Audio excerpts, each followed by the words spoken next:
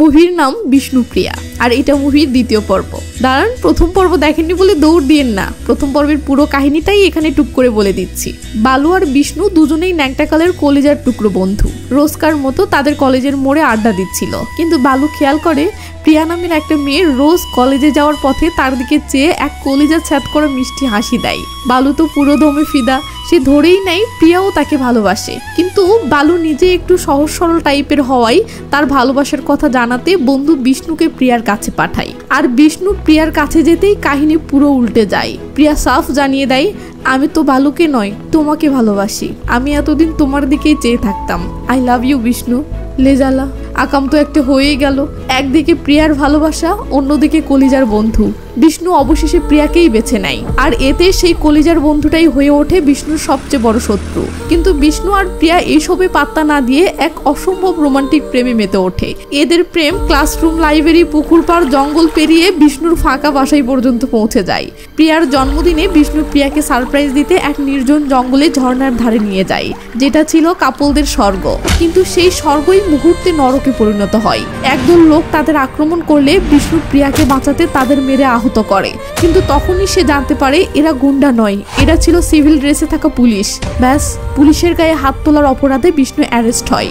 ওদিকে প্রিয়ার বাবা, যিনি সমাজের এক সম্মানিত ব্যক্তি, তাকে থানায় ডেকে মেয়ের এই অপকর্মের জন্য চরম অপমান করা হয়। সে অপমান সহ্য করতে না পেরে বাসায় এসেই প্রিয়াকে মারতে শুরু করে। এদিকে বিষ্ণু ক্ষমা চাইতে এসে প্রিয়াকে মারতে দেখে সহ্য করতে না পেরে আঙ্কেলকে এক ধাক্কা মেরে ফেলে দেয়।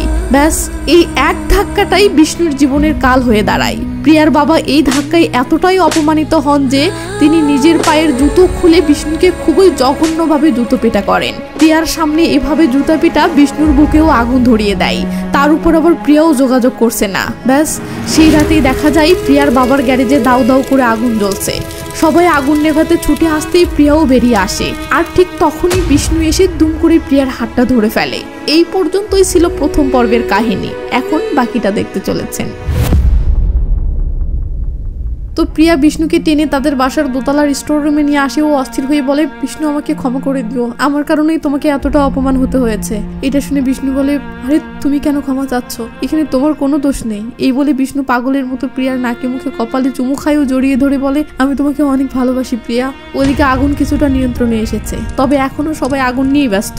বিষ্ণু বলে, প্রিয়া আমি তোমাকে নিতে এসেছি, চলো আমরা পালিয়ে যাই প্লিজ। এটা শুনে প্রিয়া বলে, তাহলে এই আগুন কি তুমি লাগিয়েছো? হ্যাঁ সরি প্রিয়া, আমি আসলে তোমার সাথে দেখা করার সুযোগ পাচ্ছিলাম না তাই। বিষ্ণু তুমি এটা কি করেছো? প্রিয়া, ওরা আমাদেরকে কখনোই একসাথে থাকতে দিবে না, চলো আমরা পালিয়ে যাই, আমি তোমাকে অনেক ভালো রাখবো, প্লিজ আমার সাথে চলো। প্রিয়া ভেবে পাচ্ছে না কি করবে, আর বিষ্ণু অস্থির হয়ে আছে। প্রিয়া রাজি হতেই সে প্রিয়াকে নিয়ে কেটে পড়বে। ব্যাস, দুজনের মাঝে সব বাধা শেষ। ওদিকে বাইরেও এতক্ষণে আগুন নিভে যায় ও হঠাৎ করে প্রিয়ার মা সেখানে উপস্থিত হয়ে তাদের দুজনকে এই অবস্থায় দেখে ফেলে। এই গেল, আর মাত্র কয়েক সেকেন্ডের জন্য আবার সব উলটপালট হয়ে গেল। হতাশায় বিষ্ণু মাথায় হাত দিয়ে পাগলের মতো ফ্লোরেই শুয়ে পড়ে। সে তো এমনিতেই আসামি, এবার আরো বড় আসামি হয়ে গেল। সিন আবার থানায় আসতে দেখি প্রিয়ার বাড়িতে আগুন লাগিয়ে দেওয়ার দায়ে পুলিশ বিষ্ণুকে গ্রেফতার করে লকআপে ঢুকিয়েছে এবং বিষ্ণুকে ছাড়ানোর জন্য বিষ্ণুর সৎ বাবা কৃষ্ণমূর্তি এসেছে। তো ওসি বিষ্ণুর উপর ক্ষিপ্ত হয়ে বিষ্ণুকে মারতে তেড়ে গেলে কৃষ্ণমূর্তি তাকে ঠান্ডা করার চেষ্টা করে। ওসি বলে, দেখেন এফআইআর অলরেডি লেখা হয়ে গেছে, আপনার ছেলেকে এই অবস্থায় কোর্টে হাজির করা হবে, আপনারা এখন যেতে পারেন। এটা শুনে বিষ্ণুর সৎ বাবা ওসির কাছে হাত জোর করতে থাকলে এটা দেখে বিষ্ণু হাজতের মধ্যেই দেয়াল থাপড়াতে থাকে। তো বিষ্ণুর উকিল বলে, আচ্ছা আমরা উঠি তাইলে, আগামীকাল কোর্টে থাকবো। এই বলে তারা চলে যায় আর সিন চলে আসে প্রিয়ার বাড়িতে। প্রিয়ার বোন ভাবনা প্রিয়াকে বোঝাচ্ছে, পরীক্ষা কাছাকাছি চলে এসেছে, তোর উচিত এখন সবকিছু বাদ দিয়ে পড়ালেখায় মনোযোগ দেওয়া, দেখবি সব ঠিক হয়ে যাবে। এমন সময় প্রিয়ার বাবা বাজার সদাই করে বাসায় ফিরে ও রিল্যাক্স মুডে দোলনায় বসে প্রিয়াকে ডাকে, মা এখানে বস। প্রিয়া ইতস্ত করছে। আঙ্কেল বলে, আরে বস, কথা আছে তোর সাথে। প্রিয়া চুপচাপ বাবার কাছে এসে বসে। আঙ্কেল বলে, বিবাদী পক্ষের উকিল মামলাটা আপোষ করতে প্রেসার দিচ্ছে, তো এ ব্যাপারে তুই কি বলিস? প্রিয়ার মা রেগে মেগে বলে, তুমি ওর কাছে আবার কি মতামত চাচ্ছ? আঙ্কেল তার বউকে থামিয়ে প্রিয়ার থেকে আবার মতামত জানতে চায়। প্রিয়া তখন নীরবতা ভেঙে বলে, ভাবে এসবে বিষ্ণুর বিন্দুমাত্র কোনো দোষ ছিল না। এই বলে প্রিয়া উঠে চলে গেলে এরা অসহায়ভাবে প্রিয়ার দিকে চেয়ে থাকে। চিন চলে আসে কয়েকদিন পর। আজ কোর্টে শুনানির দিন। বিষ্ণুকে কাঠগড়ায় তোলা হয়েছে, দুই পক্ষের লোকজনই উপস্থিত। বিচারপতি ঘোষণা করে, পুরো বিষয়টা ভালোভাবে পর্যবেক্ষণ করে বিজ্ঞ আদালত বুঝতে পেরেছে যে এখানে দুই পক্ষেরই দোষ আছে। বিষ্ণু নাগরাজকে ধাক্কা দিয়েছে, তাই নাগরাজ তাকে জুতা দিয়ে মেরেছে। আর নাগরাজ জুতা পেটা করেছে, তাই বিষ্ণু অপমান সহ্য করতে না পেরে আবার নাগরাজের গ্যারেজে আগুন ধরিয়ে দিয়েছে। তাই কোর্ট এই মামলাটিকে আর সামনে এগিয়ে না নেওয়ার সিদ্ধান্ত নিয়েছে। এছাড়াও বিষ্ণুর বাবা এবং বিষ্ণুর ডক্টর দাবি করেছে যে বিষ্ণু মানসিক ভারসাম্যহীন। তো এই বিষয়টি প্রমাণের জন্য কোর্ট থেকে 1 মাস সময় দেওয়া হলো। কথাটা শুনে বিষ্ণুর ভীষণ খারাপ লাগে, এটা ভেবে যে আদালতে তাকে নির্দোষ প্রমাণ করার জন্য তার সৎ বাবা তাকে পাগল সাজিয়েছে। তো বিচারপতি বিষ্ণুকে বেকসুর খালাস দিলে সিন চলে আসে একটা সাইকিয়াট্রিস্ট ডক্টরের চেম্বারে। এই ডক্টরই বিষ্ণুর কেসে রিপোর্ট দিয়েছে যে বিষ্ণু মানসিক ভারসাম্যহীন। তো বিষ্ণু রেগে মেগে বলে, আপনি আমার জামিনের আবেদনে কেন লিখেছেন আমি মানসিক ভারসাম্যহীন? এছাড়া জামিন পেতে না। আমি তো কোনো অপরাধ করিনি, তাহলে কেন জামিন পাবো না? আচ্ছা, তুমি কি প্রিয়াকে সত্যিই পছন্দ করো? পছন্দ মানে প্রিয়া আমার জীবন। তাহলে তুমি আদালতের কাছে কেন মুচলেকা দিয়েছো যে তুমি তার সাথে আর কখনো দেখা করবে না এবং কথা বলবে না? বিষ্ণু বলে, এগুলো নিশ্চয়ই আমার উকিল লিখেছে, আর আমার থেকে কৌশলে শুধু সাইন নিয়েছে, তাই আমি এসব মানি না। এই বলে বিষ্ণু রাগ করে উঠে চলে যায়। আর এদিকে বিষ্ণুকে খুঁজে না পেয়ে সৎ বাবা কৃষ্ণমূর্তি বিষ্ণুর মা মঞ্জুলাকে কল করে বলে, বিষ্ণু কি বাসায় পৌঁছেছে? আসলে আমি ওকে ডক্টরের চেম্বারে রেখে চা খেতে গিয়েছিলাম, এসে শুনি সে নাকি রাগ করে বেরিয়ে গেছে। বিষ্ণুর মা বলে, টেনশন করো না, সে বাসায় আসবে, আসো। কৃষ্ণমূর্তি চিন্তিত হয়ে বলে, ডক্টর বলল যাওয়ার সময় ও রেগে ছিল, ও আমরা কোর্টে যে মুচলেকা দিয়েছি এটা নাকি ও মানবে না বলছিল। তো এমন অবস্থায় তাহলে ও কোথায় যেতে পারে বলে তোমার মনে হয়? মেয়েটার বাড়িতে কি যেতে পারে? এটা ভাবতেই মঞ্জুলা থমেরে যাইও বলে, আবারও? আঙ্কেল বলে, আচ্ছা তুমি চিন্তা করো না, আমি গিয়ে দেখে আসতেছি। তো কৃষ্ণমূর্তি বিষ্ণুর সেই বন্ধু বালাজিকে সাথে নিয়ে প্রিয়ার বাড়িতে আসে, কিন্তু এটা দেখে বাড়িতে কেউ নেই, দরজায় তালা ঝুলছে। কিছুক্ষণ খোঁজাখুঁজির পর বালু দেখে বিষ্ণু প্রিয়ার বাসার সাইডের বাগানে বসে কান্না করছে। কৃষ্ণমূর্তি কাছে গিয়ে জিজ্ঞাসা করে, এখানে কি করতেছো? বিষ্ণু মনে অনেক কষ্ট নিয়ে বলে, সবাই আমার ভালোবাসাটা শেষ দিতে পিছনে লেগেছে, সবাই প্রিয়াকে আমার থেকে দূরে সরিয়ে দিতে চাচ্ছে। আমি প্রিয়ার সাথে একটু কথা বলতে এসেছি, প্লিজ তোমরা যাও, আমি পরে আসতেছি। তখনই প্রিয়ার পরিবার চলে আসে ও বিষ্ণুর চোখে মুখে এতক্ষণ যে কষ্টের ছাপ ছিল তা মুহূর্তেই দূর হয়ে যায়। সে ঝটপট উঠে দাঁড়ায়। ওদিকে প্রিয়ার বাবা বিষ্ণুকে দেখে প্রিয়ার মাকে বলে, প্রিয়াকে ভিতরে নিয়ে যাও, আমি দেখতেছি। তখন প্রিয়ার মা প্রিয়াকে টেনে ভিতরে নিয়ে যেতে থাকে, আর বিষ্ণু করুণভাবে প্রিয়ার দিকে তাকিয়ে থাকে। এটা দেখে প্রিয়াও মায়াবী এক নজরে বিষ্ণুকে দেখতে থাকে। দুজনের কারোরই যেন কোনো হুঁশ নেই। তো প্রিয়া ভিতরে গেলে বিষ্ণু বলে, প্লিজ আঙ্কেল, আমাকে প্রিয়ার সাথে একটু কথা বলার সুযোগ দিন। এটা শুনে আঙ্কেল বিষ্ণুর বাবাকে বলে, ভাই এটা কেমন কথা হলো? আপনারা তো মুচলেকা দিয়েছেন সে কোনোদিন আসবে না, এমনকি যোগাযোগ করারও চেষ্টা করবে না। এই বলে প্রিয়ার বাবা বিষ্ণুর উপর ক্ষিপ্ত হতে ধরতেই কৃষ্ণমূর্তি ছোট হয়ে বলে, ভাই দয়া করে আমার একটা কথা শোনেন, চলেন আমরা দুজন আলাদা একটু কথা বলি। তো তারা দুজন কথা বলার জন্য সাইডে যেতেই প্রিয়া ভিতর থেকে দরজায় এসে দাঁড়ায়। দেখে বিষ্ণু একে একে বকছে, কেউ আমার কোনো কথা শুনছে না, শুধু নিজেরাই নিজেদের কথা বলছে, কেউ আমার কষ্টটা বুঝতেই চাচ্ছে না। ওদিকে কৃষ্ণমূর্তি প্রিয়ার বাবাকে বোঝাচ্ছে, ভাই আপনি যদি বিষয়টা আবার কোর্টে তোলেন আমার ছেলের ভবিষ্যৎটা নষ্ট হয়ে যাবে। এদিকে বিষ্ণুর এমন পাগল প্রায় অবস্থা দেখে ভাবনা প্রিয়াকে বলে, প্রিয়া তুই যা, ওকে যে কোনোভাবে বুঝিয়ে ফেরত পাঠা। প্রিয়া সাহস করতে পারছে না। ভাবনা বলে, আরে জানা। প্রিয়া এগিয়ে যায় ও মায়ের বাধাকে অগ্রাহ্য করে সরাসরি বাবার কাছে গিয়ে বলে, বাবা প্লিজ আমাকে 1 মিনিট সময় দাও বিষ্ণুর সাথে কথা বলার জন্য, আমি ওকে বুঝিয়ে পাঠিয়ে দিব। প্রিয়ার বাবা মা ও কৃষ্ণমূর্তির সবাই একে অপরের মুখ চাওয়াচাওয়ি করে। শেষমেশ আঙ্কেল অনুমতি দেয়, আচ্ছা যাও। তখন প্রিয়া সবার সামনে দিয়ে বিষ্ণুকে হাত ধরে টেনে নিয়ে যায়।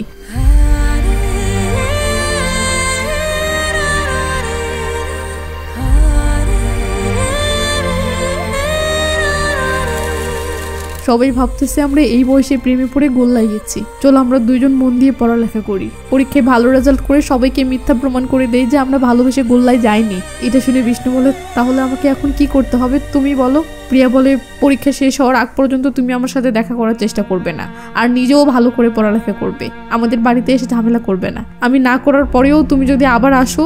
বিষ্ণু বলে ওঠে, আমি আসবো না প্রিয়া। গুড, কিন্তু আমি শুনলাম তুমি নাকি কোর্টে মুচলেখা দিয়েছ, জীবনে কখনো আমার সাথে দেখা করবে না, কথা বলবে না। বিষ্ণু বলে, আমি যদি এটা করতাম তাহলে কি তোমারটা নিয়ে এখানে আসতাম?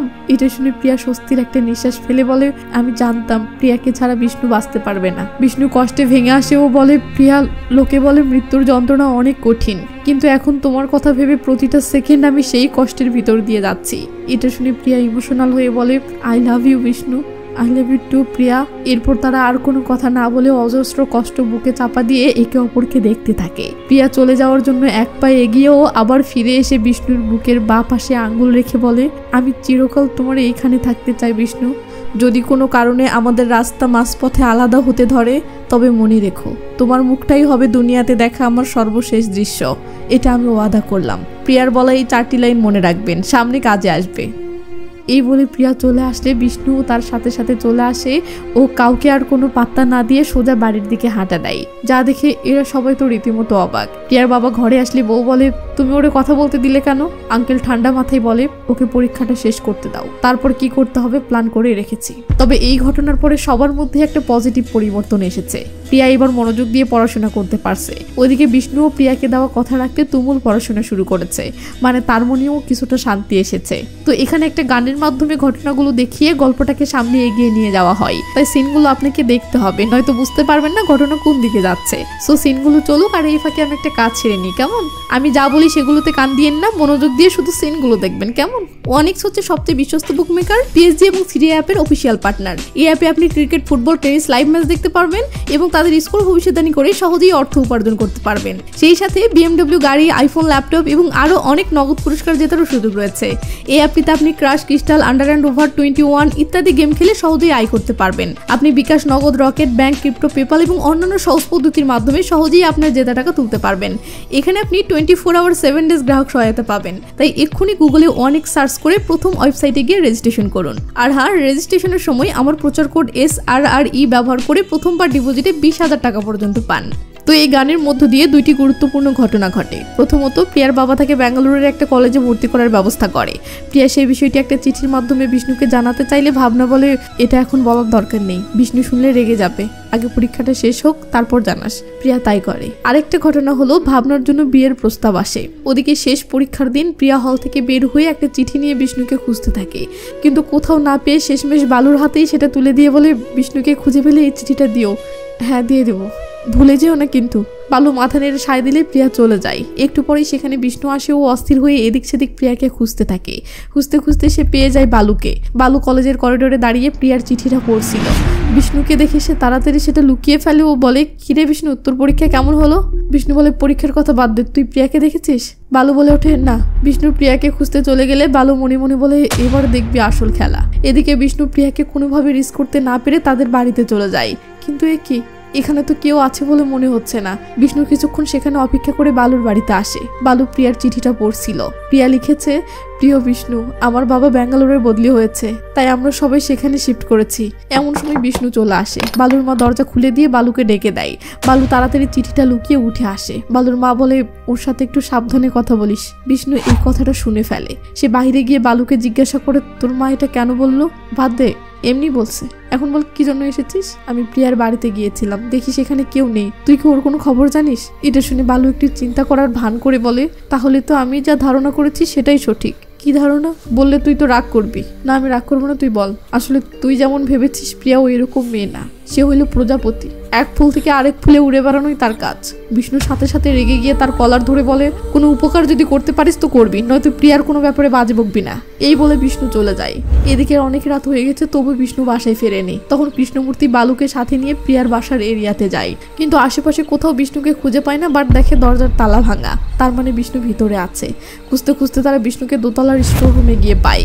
বিষ্ণুর চোখ থেকে পানির স্রোত এখনো গড়িয়ে যাচ্ছে। না জানি কতক্ষণ যাবৎ সে এভাবে কান্না করছে। কৃষ্ণমূর্তি ডাক দিলে বিষ্ণু বলে, প্রিয়া না আসলে আমি কোথাও যাব না। তবু কৃষ্ণমূর্তি চেষ্টা করে ও বলে, বাবা বাসায় চলো। বিষ্ণু বলে, প্রিয়া অবশ্যই আসবে, আমি সেই পর্যন্ত এখানেই থাকবো, কিছুতেই এখান থেকে নড়ছি না। এরপর দেখি বিষ্ণুর আচরণ পুরো পাগলদের মতো হয়ে গেছে। সে না খাওয়া সব ভুলে গেছে। সারাদিন সারা রাত এই অন্ধকার ঘরেই পড়ে আছে। পরদিন কৃষ্ণমূর্তি ডক্টর শুক্লাকে সাথে নিয়ে আসে। সবাই মিলে জোর করে ধরে তাকে ইঞ্জেকশন দিয়ে দেয়। জ্ঞান থাকার আগ মুহূর্ত পর্যন্ত সে শুধু প্রিয়া প্রিয়া বলতে থাকে। ডক্টর বলে, ওকে এখন হাসপাতালে নিয়ে যেতে হবে। পরের সিনে বিষ্ণুর মা হাসপাতালে যাওয়ার জন্য রেডি হয়েছে। এমন সময় তার ফোনে কল আসে। হ্যালো আন্টি, আমি প্রিয়া। আন্টি আক্ষেপ করে বলে, আমার ছেলে তোমার কি ক্ষতি করেছে যে তুমি তাকে এভাবে হাসপাতালে ফেলে রেখে শাস্তি দিচ্ছ?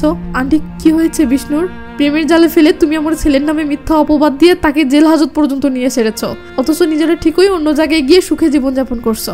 আন্টি, আমাকে ভুল বুঝবেন না, ব্যাঙ্গালোরে আমার বাবার ট্রান্সফার হওয়ার পর তোমরা যেখানে ইচ্ছা সেখানে যাও, আমার কোনো যায় আসে না। আমি চাই বিষ্ণুকে অন্তত শান্তিতে বেঁচে থাকতে দাও।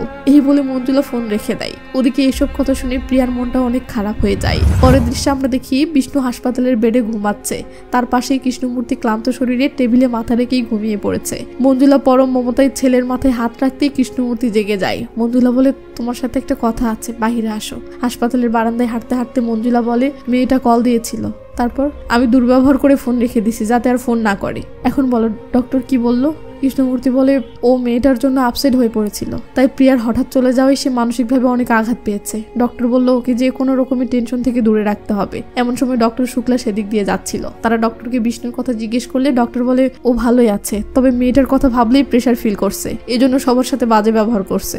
আমি বলবো আপনারা ওকে বাহিরে কোথাও কয়দিনের জন্য ঘুরতে পাঠান, তাহলে দেখবেন ওর মাথা থেকে প্রিয়ার ভাবনাগুলো চলে যাবে। তো বিষ্ণু দেয়ালে হেলান দিয়ে চোখ বন্ধ করে শুয়ে আছে। এমন সময় বালাজি আসে। কিরে বিষ্ণু, কি অবস্থা তোর?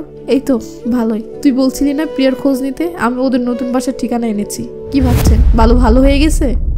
না না, প্রিয়া আছে ব্যাঙ্গালোরে, বাট বালু ঠিকানা দেয় মহীশূরের। ঠিকানাটা হাতে পেয়ে বিষ্ণুর মোট মুহূর্তেই অনেকখানি পরিবর্তন হয়ে যায়। তখনই কৃষ্ণমূর্তি আর মঞ্জুলা চলে আসে। মঞ্জুলা বলে বিষ্ণু ডক্টর তোকে রিলিজ দিয়ে দিছে, চল আমরা বাসায় চলে যাই। বিষ্ণু অনুরোধ করে মা আমি কি 2 দিনের জন্য কোথাও যেতে পারি? কৃষ্ণমূর্তি বলে ভালোই হলো, আমি ঘুরতে যেতে বলবো ভাবছিলাম। তো কোথায় যাবে?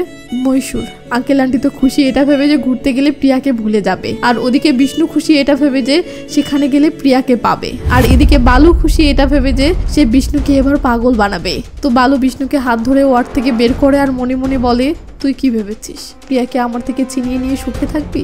সেটা আমি কোনোদিন হতে দিব না। এবার দেখবো তুই কিভাবে সুস্থ হোস। আমি তোকে দেখতে চাই তুই পাগল হয়ে মহীশূরের রাস্তায় রাস্তায় এমন ঠিকানা খুঁজে বেড়াবি যার কোনো অস্তিত্বই নাই। বিষ্ণু বুক ভরা আশা নিয়ে সেই অস্তিত্বহীন ঠিকানার দিকে যাত্রা করে।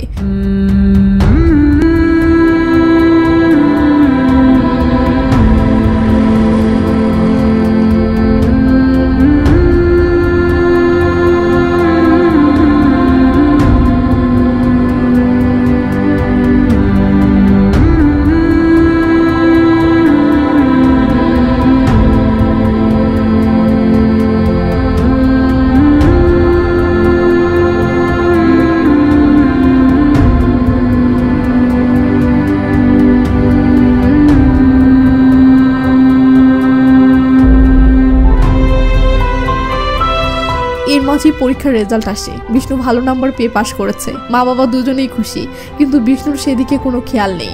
সে প্রিয়ার সাথে স্মৃতি জড়ানো এমন সব জায়গাগুলোতে গিয়ে একা একা পড়ে থাকে। তার সাথে কাটানো সুন্দর মুহূর্তগুলো বারবার তার মনে উকি দিতে থাকে।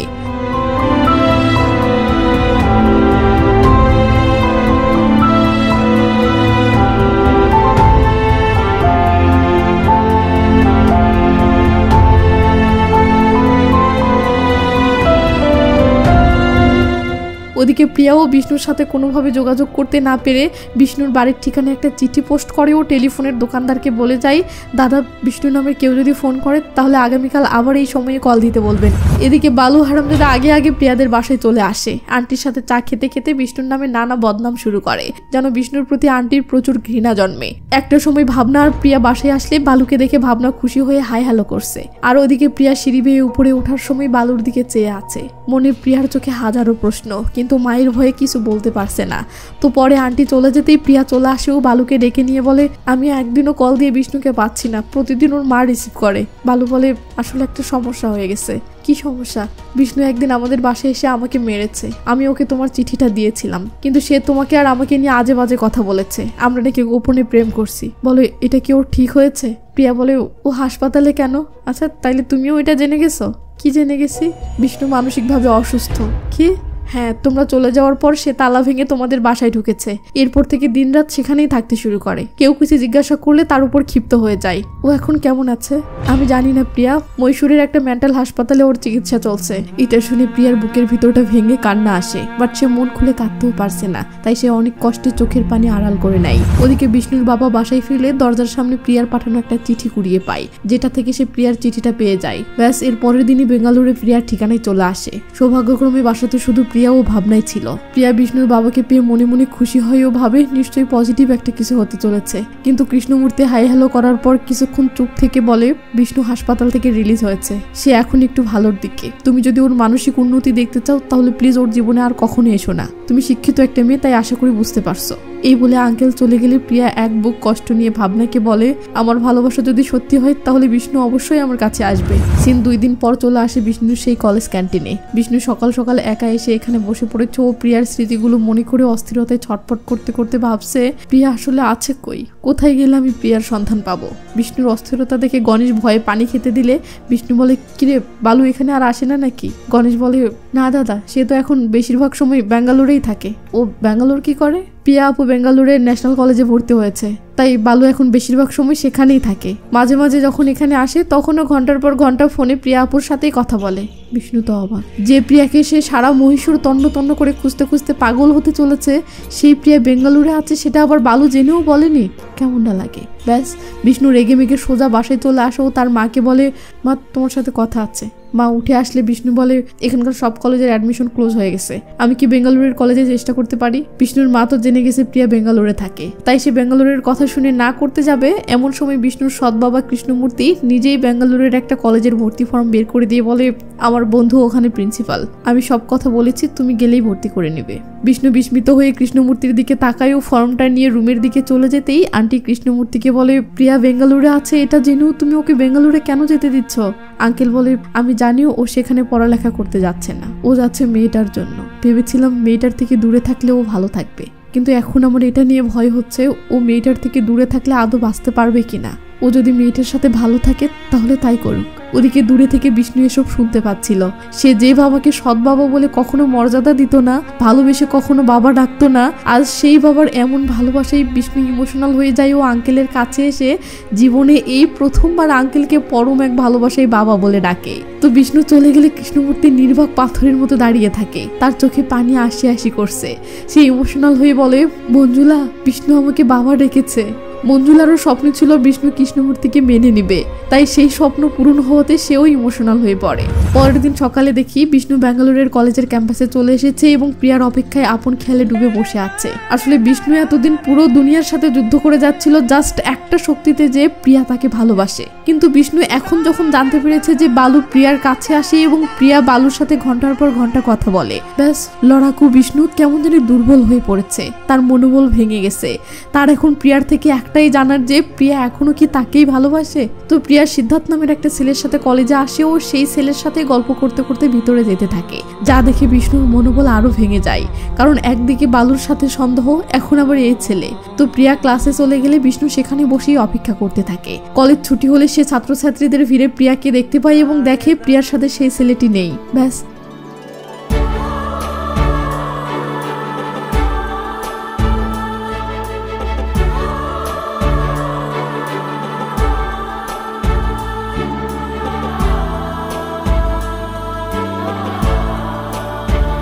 তুমি কেমন আছো প্রিয়া?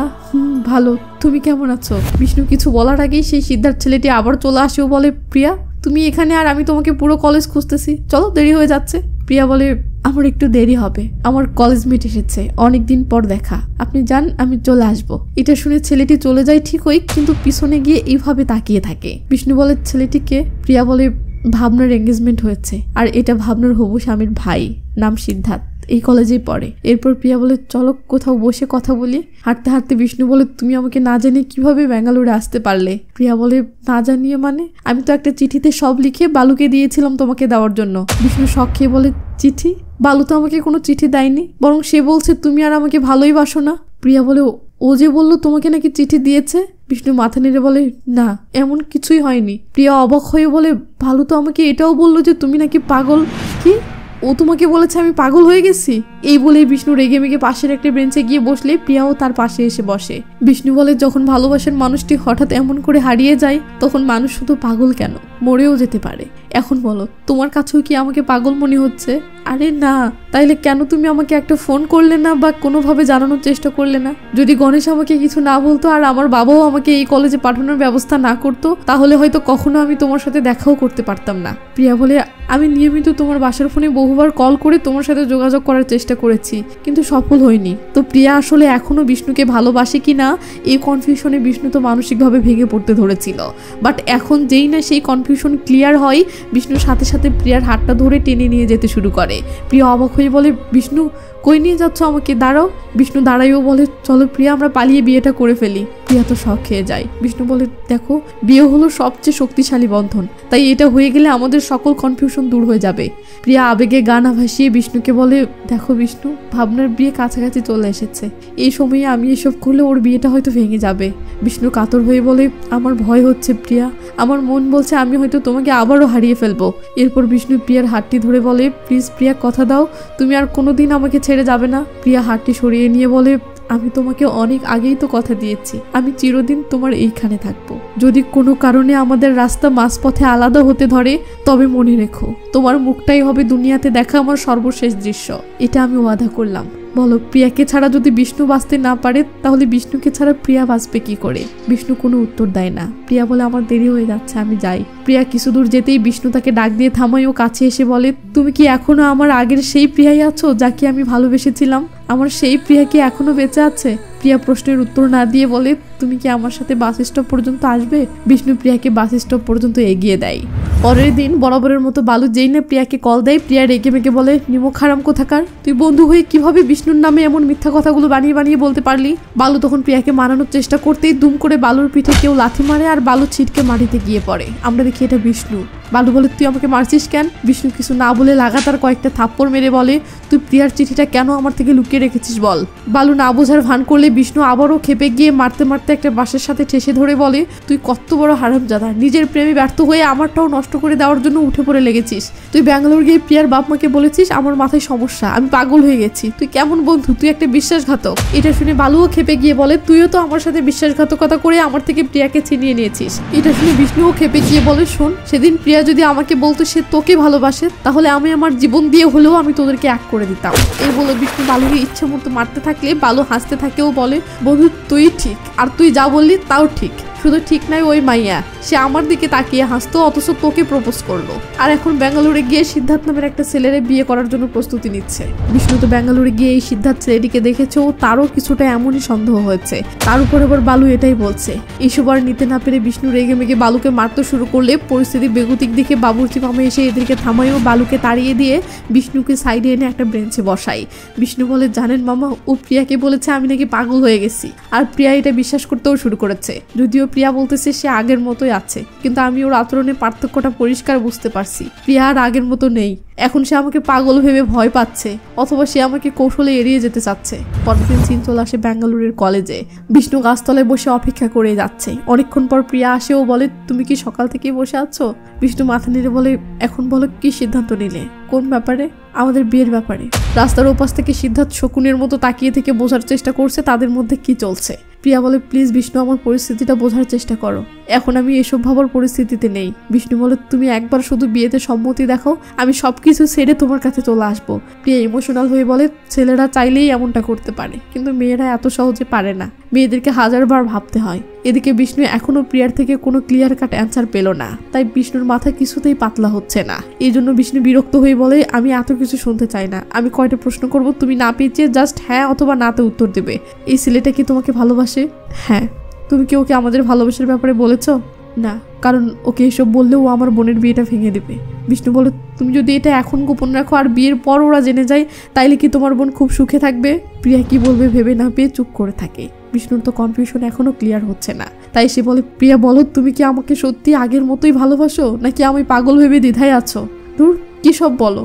এই বলে প্রিয়া বিষ্ণুর বুকের বাম পাশে ইশারা করে বলে, এখানে জিজ্ঞাসা করো তাহলেই জেনে যাবে। বিষ্ণু বিরক্ত হয়ে বলে, প্লিজ তুমি চালাকি মার্কে উত্তর দিও না, সোজা বলো তুমি আমাকে আগের মতোই ভালোবাসো নাকি না। প্রিয়া বলে, আমার দেরি হয়ে যাচ্ছে, আমি এখন যাই। কন্ত মেজাজটা কি কয়। বিষ্ণুর কনফিউশন তো আরো বেড়ে গেল, তাই সে খপ করে প্রিয়ার হাতটা ধরে ফেলে আর রাস্তার ওই পাশে থাকা সিদ্ধার্থ সেটা দেখে ফেলতেই তার দলবল নিয়ে তেড়ে আসে। বিষ্ণু বলে, প্লিজ স্যার, আমাদেরকে 1 মিনিট কথা বলতে দিন, আমার কনফিউশনটা দূর হলেই চুপচাপ চলে যাব। কিন্তু সিদ্ধার্থ এসব শোনার মুডে নেই, তাই সে বিষ্ণুকে ধাক্কা দিয়ে পিছনে সরিয়ে দেয় আর প্রিয়াকে নিয়ে সামনের দিকে যেতে থাকে। এটা দেখে প্রিয়া বারবার বিষ্ণুকে মারতে নিষেধ করে, তবে সেটা হয়তো বিষ্ণুকে বাঁচানোর জন্য না, বরং সিদ্ধার্থকেই বাঁচানোর জন্য, কারণ সে তো বিষ্ণুকে খুব ভালোভাবেই চেনে। কিন্তু ততক্ষণে সিদ্ধার্থ হিরোগিরি দেখাতে বিষ্ণুকে মারতে শুরু করে। ব্যাস, বিষ্ণু এতক্ষণ সিদ্ধার্থকে সার সার বলে সম্মান দিচ্ছিল, এবার ভয়ঙ্কর রূপে উদম খেলাতে শুরু করে। এবার ঠেলা সামলা। তো মারামারির শেষ পর্যায়ে ঘটনাস্থলে পুলিশ চলে আসে আর বিষ্ণু ভুলে পুলিশকেই মেরে বসে। যদিও ভুলটা বুঝতে পারতেই বিষ্ণু সরি বলে, বাট তাতে কি আর কাজ হয়? পুলিশ বিষ্ণুকে গ্রেফতার করে গাড়িতে তুলে নিয়ে যাচ্ছে।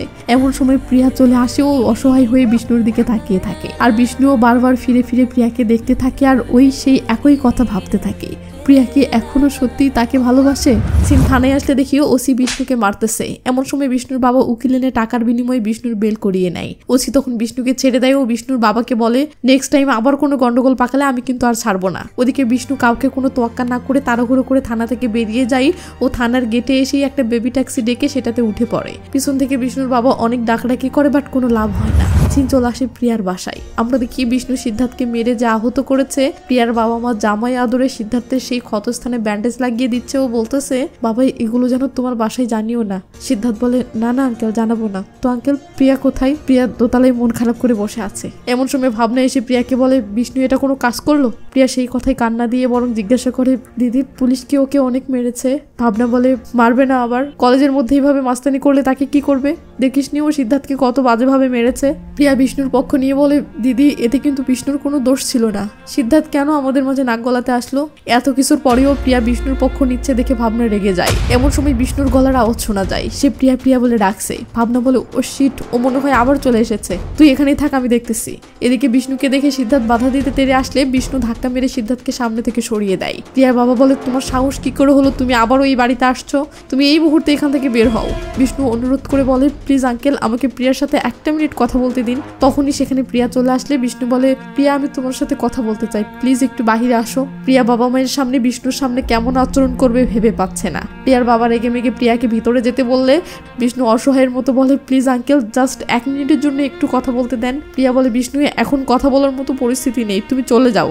কিন্তু বিষ্ণুর মাথায় যে কনফিউশন ঢুকেছে সেটা দূর না হওয়া পর্যন্ত সে তো ঠিক মতো নিঃশ্বাস পর্যন্ত নিতে পারছে না। তাই সে বারবার করে শুধু একটাই রিকোয়েস্ট করতে থাকে প্লিজ 1 মিনিট কথা বলেই চলে যাব। এমন সময় সেখানে বিষ্ণুর বাবা কৃষ্ণমূর্তি হাজির হলে প্রিয়ার বাবা এবার কৃষ্ণমূর্তির উপর ক্ষিপ্ত হয়ে যায়। কৃষ্ণমূর্তি বলে স্যার একটু শান্ত হন।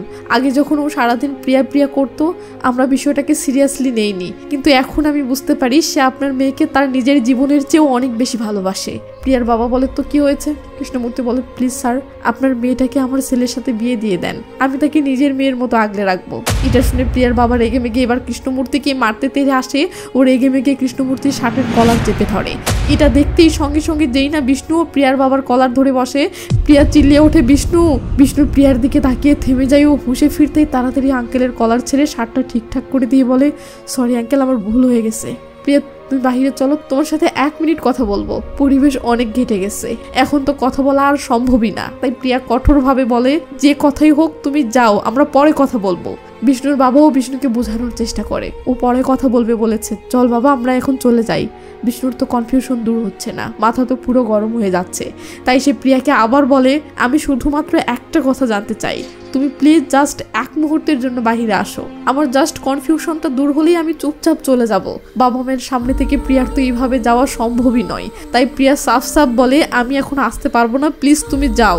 এটা শুনে বিষ্ণু কাতর স্বরে বলে আমি শুধু একটা কনফিউশনে আছি, সেটা ক্লিয়ার না হওয়া পর্যন্ত আমি বাঁচতে পারছি না। তো তুমি যখন বাহিরে আসবেই না তো সবার সামনেই জিজ্ঞাসা করছি তুমি কি এখনো আমাকে ঠিক আগের মতোই ভালোবাসো, হ্যাঁ নাকি না বলো। লেজালা প্রিয়া তো পড়ে গেছে উভয় সংকটে। তার উত্তর যদি হ্যাঁও হয় তবে সেটা বাবা মায়ের সামনে কিভাবে বলা সম্ভব, কিন্তু এদিকে বিষ্ণু তো আবার এক্ষুনি উত্তর চাই। তাই প্রিয়া থ মেরে আছে। প্রিয়ার মা প্রিয়াকে বলে তুই ভিতরে যা, ভাবনা ওকে ঘরে নিয়ে যেত। এদিকে প্রিয়ার বাবাও বিষ্ণুকে তাড়িয়ে দেয় ও বলে চুপচাপ চলে যাও নয়তো পুলিশ ডাকবো। রাখেন আপনার পুলিশ, আজ স্বয়ং ভগবান আসলেও আমি উত্তর ছাড়া যাব না। প্রিয়া তুমি কথা বলো, তোমার উত্তর না শুনে আমি কিছুতেই যাব না। প্রিয়া বিরক্ত হয়ে বলে কি বলবো, এখানে বলার কি আছে? বিষ্ণু তখন আবার সেই একই প্রশ্ন করে তুমি শুধু বলো তুমি আমাকে ভালোবাসো নাকি না। মেজাজটা কি কয়। প্রিয়া রেগে মেগে বলে না আমি তোমাকে ভালোবাসি না, এবার হয়েছে। প্রিয়ার বাবা বলে শুনলি তো, এখন বের হ। বিষ্ণু কাঁদতে কাঁদতে বলে এতদিন তুমি আমাকে যা প্রমিস করেছো সব কি তাহলে মিথ্যা ছিল? তোমার চোখের চাহনি, মুখের হাসি সবই কি মিথ্যা ছিল? প্রিয়া বলে এই কোনো কিছু কি একবার বললে বোঝো না, পাগল নাকি তুমি? আঙ্কেল ওকে নিয়ে জানতো। এই বলে প্রিয়া বিষ্ণুর আর একটা কথাও না শুনে দোতলার দিকে যেতে থাকলে বিষ্ণুর বাবা বিষ্ণুকে বুঝিয়ে শুনিয়ে নিয়ে যেতে থাকে। বিষ্ণু তখন আশায় থাকে শেষ মুহূর্তে প্রিয়া নিশ্চয়ই ফিরে তাকাবে, কিন্তু না, প্রিয়া একবারও না তাকিয়ে চলে যায়। আর এটা দেখে বিষ্ণুর বুকের ভিতরে যেন কষ্টে ফেটে আসে। তো প্রিয়াও ভাবনা শুয়ে পড়লে ভাবনা বলে তুই শুধু আমার বিয়েটা টিকিয়ে রাখতেই এসব করলি তাই না? প্রিয়া কোনো উত্তর দেয় না। ভাবনা বলে আমি জানি তুই বিষ্ণুকে কতটা ভালোবাসিস, তাই এসব কিছু সাইডে রেখে চিন্তা কর। এত কঠিন পরিস্থিতি ও এত অপমানের পরেও যে ছেলেটি শুধু তোকেই চায় তাকে এইভাবে কষ্ট দেওয়াটা তোর উচিত হচ্ছে না। প্রিয়া অবাক দৃষ্টিতে ভাবনার দিকে তাকালে ভাবনা বলে, তোর মন যা চাই নির্দ্বিধায় সেটাই কর, বাবা মায়ের কথা বা আমার কথা তোর ভাবতে হবে না। এটা শুনতেই প্রিয়ার বুক থেকে যেন পাহাড় সমান বোঝা নেমে যায়। আর সে চলে আসে পরের দিন ব্যাঙ্গালোরের কলেজে। এক তরুণী বৃষ্টির মাঝে ছাতা খুলে কলেজ বাস থেকে নামছে। মনে আছে তো এই সিনটার কথা?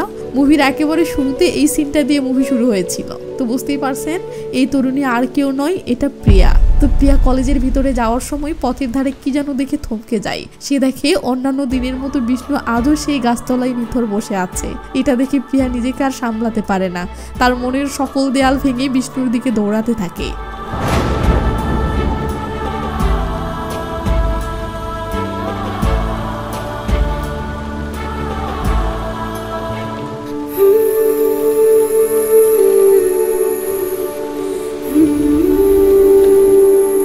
প্রিয়া কাছে এসে ভালোবাসার স্বরে বিষ্ণুকে ডাকে, কিন্তু বিষ্ণুর যেন সেদিকে কোনো হুঁশ নেই। প্রিয়া এবার বিষ্ণুর পায়ের কাছে বসে পড়ে ও বলে, বিষ্ণু আমি সরি, আমি তোমার সাথে অনেক খারাপ ব্যবহার করেছি, জানি এমনটা করে আমার ঠিক হয়নি, কিন্তু কি করব বলো, বাবা মা সামনে ছিল, পরিবেশ পরিস্থিতিও খারাপ ছিল, এদিকে তুমিও ওভার রিয়েক্ট করছিলে। বিষ্ণু এখনো কিছু বলছে না। প্রিয়া বলে, আমার উপর অভিমান করেছো? কথা দিলাম আর কখনো আমি তোমাকে এভাবে কষ্ট দিব না। আর জানো আমার মনের সকল দেয়াল ভেঙে ফেলেছি, এবার আমাদের এক হতে আর কোনো বাধা নেই। এই বলে প্রিয়া পরম এক ভালোবাসায় বিষ্ণুর কোলে মাথা রাখে। কিন্তু এত কিছুর পরেও বিষ্ণু কোনো সাড়া দিচ্ছে না দেখে প্রিয়া মাথা তুলে বিষ্ণুকে ভালোভাবে লক্ষ্য করলে দেখে বিষ্ণুর পাশে একটা রক্তাক্ত চাকু পড়ে আছে, মানে বিষ্ণু অঘটন ঘটিয়ে ফেলেছে। এটা দেখে মুহূর্তের মাঝে প্রিয়ার মাথায় যেন আকাশ ভেঙে পড়ে। এটা কি হয়ে গেল? প্রিয়া কাঁদতে কাঁদতে বলে, বিষ্ণু তুমি এটা কি করলে? আমি সরি বলার জন্য তোমার কাছে ছুটে আসলাম, ভাবলাম আমার গতকালের পরিস্থিতিটা তোমাকে বোঝাবো, কিন্তু তুমি সেই সময়টুকুও ধৈর্য ধরতে পারলে না। এই বলে প্রিয়া আক্ষেপ করে তার সাথে আনা ব্যাগটা খুলে বলে, দেখো আমি সব বাধা পিছনে ফেলে শুধু এই মালাটা নিয়ে চলে এসেছি, ভেবেছিলাম তুমি আমাকে এটা পরিয়ে দিবে আর আমরা একটা নতুন জীবন শুরু করব, কিন্তু তুমি কেন এটা করলে বিষ্ণু? এই বলে প্রিয়া হতাশায় বিষ্ণুর পাশে বসে পড়লে বিষ্ণু তার মাথাটা প্রিয়ার কাঁধে এলিয়ে দেয় ও বলে, আমি তোমার প্রেমে পাগল ছিলাম, আর সেই তুমি যখন আমাকে পাগল বলে তাড়িয়ে দিলে তখন আমি কি করব বলো? যাকে নিজের জীবনের চেয়েও বেশি ভালোবাসি, যাকে ছাড়া আমার জীবন কল্পনাও করতে পারি না, সেই মানুষটি যখন মুখের উপর বলে সে আমাকে ভালোবাসে না, তখন আমি বাঁচব কি করে বলো? এটা শুনে প্রিয়া বিষ্ণুর মুখোমুখি হয়ে দাঁড়াইও বলে, তুমি ওই সময় আমার মুখে উচ্চারণ করা কথাটাই শুধু শুনলে, আমার চোখের ভাষায় থাকা ভালোবাসাটা কেন দেখলে না? আমি তো তোমাকে কথা দিয়েছিলাম আমি চিরকাল তোমার বুকে থাকবো। যদি কোনো কারণে আমাদের রাস্তা মাঝপথে আলাদা হতে ধরে তবে মনে রেখো তোমার মুখটাই হবে দুনিয়াতে দেখা আমার সর্বশেষ দৃশ্য। তুমি এত সহজেই কি করে এটা মিথ্যা ধরে নিতে পারলে? আমাদের ভালোবাসা কি এতটাই ঠুনকো ভেবেছ? বিষ্ণু কোনো কথা বলতে পারছে না, কষ্টে শুধু কাতরাচ্ছে দেখে প্রিয়া বিষ্ণুর ক্ষত স্থানটা সামলাতে ধরলে বিষ্ণু বলে, কষ্ট ওখানে না প্রিয়া, কষ্ট হচ্ছে বুকের এইখানে। তখন অতীতের সেই মুহূর্তটা ভেসে ওঠে। প্রিয়া বলেছিল আমি চিরকাল তোমার এখানে বাস করব। এছাড়া তাদের রোমাঞ্চকর সেই স্মৃতিগুলোও মনে পড়ে, প্রথম ভালো লাগা, প্রথম প্রেমে পড়া, প্রথম কাউকে বলা আমি তোমাকে ভালোবাসি। প্রিয়া এবার দাঁড়িয়ে যায়ও বলে, তুমি কি করে ভাবলে বিষ্ণুকে ছাড়া প্রিয়া বাঁচতে পারবে? তুমি কি করে ভাবলে বিষ্ণুকে দেওয়া প্রিয়ার ওয়াদা এতটা ঠুনকো ছিল যে প্রিয়া সেটা এত সহজেই ভুলে যাবে? এই বলে প্রিয়া কেন জানি এক পা করে পেছাতে থাকে আর মনের জানালায় এক এক করে পুরনো সেই স্মৃতিগুলো উকি দিতে থাকে। যখন তাদের জীবনে এত জটিলতা ছিল না, জীবন ছিল হাসি, আনন্দ, স্বপ্ন আর রোমাঞ্চে ভরা। স্বপ্ন ছিল দুজনের নতুন একটা জীবনের, যেখানে প্রিয়া শুধুই বিষ্ণুর আর বিষ্ণু শুধুই প্রিয়ার। কিন্তু আজ জাস্ট একটা সন্দেহ বা কনফিউশনের কারণে সব শেষ হয়ে গেল। রয়ে গেল শুধু প্রিয়ার দেওয়া ওয়াদাটা। ব্যাস, প্রিয়া পিছাতে পিছাতে একটা ভ্যান গাড়ির কাছে এসে বলে, কথা দিয়েছিলাম বিষ্ণুকে ছাড়া প্রিয়া বাঁচবে না। এই বলেই বিষ্ণু প্রিয়া বলে চিৎকার করে উঠে আর প্রিয়া মাটিতে লুটে পড়ে যায়। বিষ্ণু তখন প্রিয়াকে সাহায্য করতে আসলে সেও মাটিতে এমনভাবে লুটে পড়ে যায় যে দুজনে কেউ আর এগোতে পারছে না। দুজনেই দুজনের দিকে তাকিয়ে হাতটা ধরার চেষ্টা করছে কিন্তু পারছে না। এভাবেই দুজনে ধীরে ধীরে শেষ নিঃশ্বাস ত্যাগ করতে থাকে আর ব্যাকগ্রাউন্ডে প্রিয়ার বলা সেই কথাটা ভেসে আসে, যদি কোনো কারণে আমাদের রাস্তা মাঝপথে আলাদা হতে ধরে তবে মনে রেখো তোমার মুখটাই হবে দুনিয়াতে দেখা আমার সর্বশেষ দৃশ্য। এরপর ব্যাকগ্রাউন্ডে অন্য একজন আমাদেরকে বলে, কাউকে অন্ধের মতো বিশ্বাস করতে না পারাটা অন্যায় না, তবে যাকে অন্ধের মতো বিশ্বাস করতে পারবেন না তাকে ভালোবাসতে যাওয়াটা অন্যায়, কারণ ভালোবাসার মূল শক্তিই হলো বিশ্বাস। পৃথিবীতে সবচেয়ে সুন্দর বিষয় কি জানেন? দুজনের রিলেশনে আছে এবং দুজনেই দুজনকে অন্ধের মতো বিশ্বাস করে। আর পৃথিবীতে সবচেয়ে ভয়ঙ্কর বিষয় কি জানেন? দুজনের মাঝের বিশ্বাস বা ভরসাটা হারিয়ে গেছে, তবু তারা এখনো রিলেশনে আছে। তাই কেবল তাকেই ভালোবাসুন যাকে অন্ধের মতো বিশ্বাস করতে পারবেন। কাউকে অন্ধের মতো বিশ্বাস করাটা বোকামো লাগলে সরি, আর যাই করুন কাউকে ভালোবাসতে যাবেন না। আর মুভিটি এখানেই শেষ হয়ে যায়। এই মুভিতে বলা শেষ কথাগুলোর সাথে আপনি কতটা একমত প্লিজ কমেন্ট করে জানাবেন। সেই সাথে যারা এই সন্দেহ বা অবিশ্বাস রোগে ভুগতেছেন তারাও তাদের অভিজ্ঞতা কমেন্ট করে জানাতে পারেন। আর হ্যাঁ, এই ফুল মুভিটি সিনে রিভিউ অ্যাপসে বাংলা সাবটাইটেলে পাবেন। যদি মুভিটি দেখতে চান তো প্লে স্টোরে গিয়ে সিনে রিভিউ লিখে সার্চ করবেন এবং অ্যাপসটি ইনস্টল করা না থাকলে ইনস্টল করে নেবেন। এরপর অ্যাপসে বিষ্ণুপ্রিয়া লিখে সার্চ করলে মুভিটি পেয়ে যাবেন। শুধু এই বিষ্ণুপ্রিয়া না, এই অ্যাপসে সকল প্রকার মুভি হিন্দি ডাবিং এ পেয়ে যাবেন এবং রোজ শত শত নতুন নতুন মুভিও আপলোড হচ্ছে। তো ভালো থাকবেন, নিজের খেয়াল রাখবেন, টেক কেয়ার, বাই বাই।